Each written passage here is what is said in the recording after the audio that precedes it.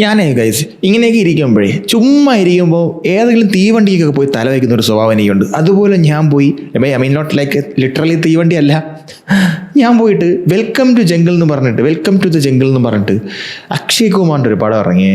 ഞാൻ പോയി തല വെച്ച് ചുമ്മാ അങ്ങനെ വെറുതെ ബോറടിച്ചിരുന്നപ്പോഴത്തേക്കും വെറുതെ കാണാമെന്ന് പറഞ്ഞ് പോയി ഒന്ന് തിയേറ്ററിൽ കയറി ഇരുന്നു, എ സിയിലൊക്കെ ഇരുന്ന് ചില പോപ്കോണൊക്കെ തിന്നൊരു എൻജോയ് ചെയ്യുക, എന്തെങ്കിലും ഒരു ഫൺ സാധനങ്ങളൊക്കെ ഉണ്ടാവും എന്ന് കരുതി പോയിരുന്ന് കണ്ട പടമാണേ.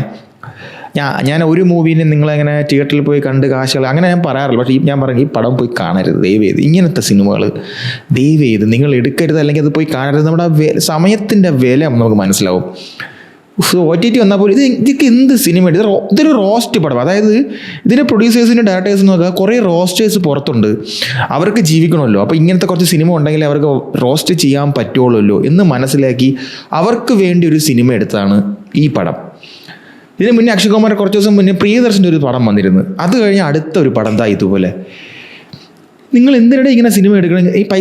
ഈ നമ്മൾ ലോക സിനിമയിൽ ഇന്ത്യൻ സിനിമ എന്ന് പറയുമ്പോൾ ആദ്യം അറിയപ്പെട്ടുകൊണ്ടിരുന്നത് ആക്ച്വലി ബോളിവുഡ് സിനിമകളാണ്. ലോകത്തിലെ ഏറ്റവും വലിയ ഇൻഡസ്ട്രിയാണ്. ആ സിനിമകൾ എടുത്തിരുന്ന അവർ ഇപ്പോൾ വന്ന് നിൽക്കുന്ന നിലവാരം നോക്കണേ, സിനിമയുടെ നിലവാരമാണ്. കോമഡി സിനിമയാണിത്, കോമഡിയുടെ നിലവാരങ്ങൾ ഇതിനകത്ത് കാണണം. അവിടെ ഇവിടെ ചിരിക്കാനൊക്കെ 1-2 കോമഡി സാധനങ്ങളൊക്കെ ഉണ്ട്. പക്ഷേ എനിക്കൊന്നും പറയാനില്ല. എക്സ്പോസ് ചെയ്യാൻ വേണ്ടി മാത്രമുള്ള ജാക്ലിൻ ഫെർണാണ്ടസ്, പിന്നെ ദിശ പട്ടാനിയൊക്കെ ഇതൊക്കെ എന്ത് സിനിമയുടെ ഇത്? ദയവ് ചെയ്ത് ആരും ഇങ്ങനത്തെ സിനിമകൾ തിയേറ്ററിൽ പോയി കണ്ട് വിജയിപ്പിക്കരുത്. ഇവർക്ക് പ്രചോദനം ഒരു കാരണവശാലും നമ്മൾ കൊടുക്കരുത് ഇങ്ങനത്തെ സിനിമ എടുക്കാനൊന്നും ഒരിക്കലും.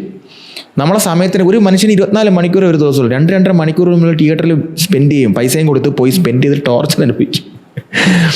പോപ്കോൺ വരെ ഞാൻ തിന്ന് തുപ്പിക്കളഞ്ഞു. മാതിരി സിനിമ.